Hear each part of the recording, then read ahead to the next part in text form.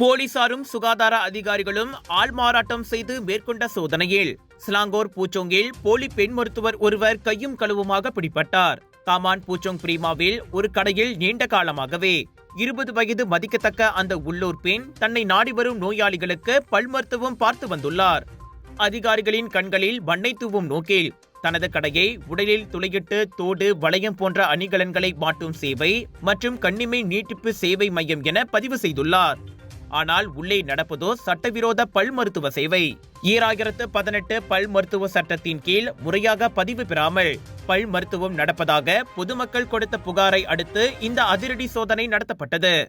அதிகாரிகள் உள்ளே நுழைந்த போது அப்பெண் ஒரு பெண் நோயாளிக்கு மும்முரமாக பல் மருத்துவம் பார்த்து கொண்டிருந்தது குறிப்பிடத்தக்கது.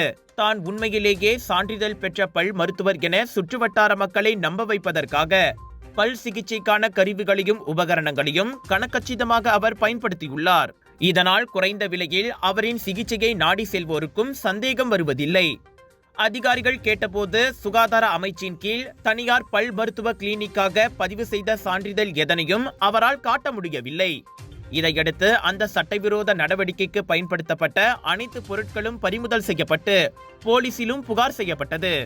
ராஜயோகாவின் தனித்துவம் நிறைந்த ஓமம் தண்ணீர் சுப காரியங்களுக்கு உபயோகிக்க ராஜயோகாவின் பன்னீர், ராஜயோகாவின் சுத்தமான தேங்காய் எண்ணெய் மற்றும் ராஜயோகாவின் தரமான எள்ளிலிருந்து எடுக்கப்பட்ட சுத்தமான நல்லெண்ணெய், இவை அனைத்தும் உங்கள் ராஜயோகாவில். இது ஒரு சிம்லா மார்க்கெட்டிங் வெளியீடு.